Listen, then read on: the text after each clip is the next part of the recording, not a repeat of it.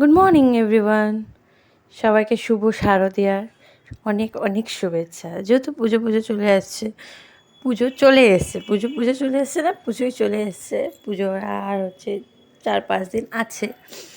যদিও এই ভিডিওটা অনেক দিন আগেরই নেওয়া একটা ভিডিও, আমার পুজোর শপিং ব্লগ। শেয়ার করতে পারিনি, এডিট করে ওঠা হয়নি, ওই জন্য শেয়ারও করতে পারিনি। তো আজকে চিন্তা করলাম, বসে আছি যেহেতু, আজকে এডিট করেই নি ভিডিওটা।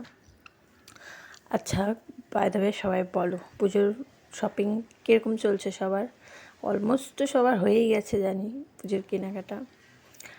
আমিও কিছুটা করেছিলাম, আর আর কিছুটা বাকি আছে, যেটা 2-1 দিনের মধ্যেই কমপ্লিট করে ফেলবো। দেখো, আকাশটাও যেন বলছে আজকে সত্যি পুজো চলে এসছে। পুজোর একটা ভাইবই আলাদা, বলো। চাটা খেয়ে চলে এসেছিলাম রান্নাঘরে, যেহেতু তাড়াতাড়ি রান্না বসিয়েছি, ছেলে ঘুমোচ্ছে, ওই জন্য তাড়াতাড়ি রান্নাটা বসিয়ে দিয়েছি। আর সকাল সকাল রান্না করে ফেললে দেখবে শান্তি লাগে, আর বাদ বাকি কাজগুলো পরে আস্তে ধীরে করা যায়। রান্নাটার ঝামেলাই সব থেকে বেশি, আর চিন্তা, প্রত্যেকটা বাড়ির মহিলাদেরই চিন্তা। ঘুম থেকে উঠে কী রান্না করব, কী রান্না হবে আজকে, মাথাটা শেষ হয়ে যায় এটাই চিন্তা করতে করতে। সকালে উঠে কী রান্না করব, কী রান্নাবাড়ি হবে। আজকে ছিল সানডে, তো বর চিকেন নিয়ে এসেছিলো। চিকেন করব, চাটনি করব, আমসত্ত্বের চাটনি। দাঁড়াও, তোমাদের একটা জিনিস দেখাচ্ছি, খুবই স্পেশাল জিনিসটা। এটা হচ্ছে আমার শাশুড়ি মায়ের হাতের বানানো আমসত্ত্ব। দেখো কত বড় আমসত্ত্বটা।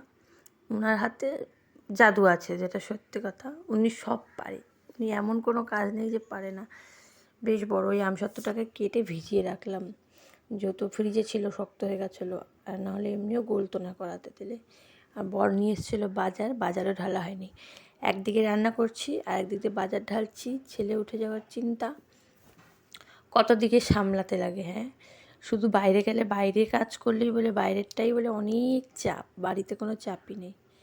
বাড়িতে আমরা শুয়ে বসে, প্রত্যেকটা মহিলা শুয়ে বসে কাটতে দিই। কী জানি কী ভাবে সবাই, স্বামীর কথা বলছি না, অনেকেই আছে, আবার অনেকের স্বামীরাও তাই ভাবে যে বাড়িতে বসে বসে কোনো কাজই করে না, সারাদিন শুয়ে বসে কাটিয়ে দেয়। এত মোবাইল ঘাটার সময় পাও কোথায়, অনেকেই বলে। আমাকে তো অনেকে ফোন করেও বলে, বাবা তুই তো সারাদিন মোবাইল নিয়ে বসে থাকিস, ফোন ঘাঁটতে থাকিস, তোর সংসারে কোনো চাপ আছে নাকি? বলছি না, আমার সংসারটা এমনি হাওয়ায় হাওয়ায় চলে যায়। বাদ দাও এসব কথা। দেখো, দুপুরে কাজটা সেরে খাওয়া দাওয়া করে ঘুমিয়েছিলাম, সন্ধ্যাবেলা উঠেই চলে এসেছি রেডি হয়ে। প্রথমে গিয়েছিলাম ফ্যাশন ফ্যাক্টরি, ওখানে কোনো ড্রেস পছন্দ হয়নি। ওখান থেকে বেরিয়ে চলে গেলাম আমরা বর্ধমান রোডে ম্যাক্সে। দেখি, ভাবলাম যে ম্যাক্সে যাওয়ার কথাই ছিল, তো আগে এটা পড়লো, যেহেতু আমরা এসএফ রোড দিয়ে যাচ্ছিলাম। তো বরমাসে বললো এটাতে ঢোকো, দেখো কিছু পছন্দ হয় নাকি। গিয়েছিলাম, বাবা মনে হচ্ছে 10 বছরের পুরনো কাপড় টাপড় ঝুলিয়ে রেখেছে। আমার বড় বলে চলো এখান থেকে বেরো, একটুকু পছন্দ হয়নি। তারপরে ওখান থেকে বেরিয়ে চলে গেলাম এই যে ম্যাক্সে চলে এসেছি। ম্যাক্সের কালেকশন তো দারুণ, আমার তো প্রত্যেকটা জিনিসই পছন্দ হচ্ছিলো ম্যাক্সে। কিছুটা আমি কী বলে সিটি স্টাইল থেকে করেছিলাম শপিং, ছেলেরটা, আর কিছুটা করেছিলাম ম্যাক্সের থেকে। তো করে টোরে এই যে বাড়ি চলে গেছি। শপিংটা কিছুদিন পরে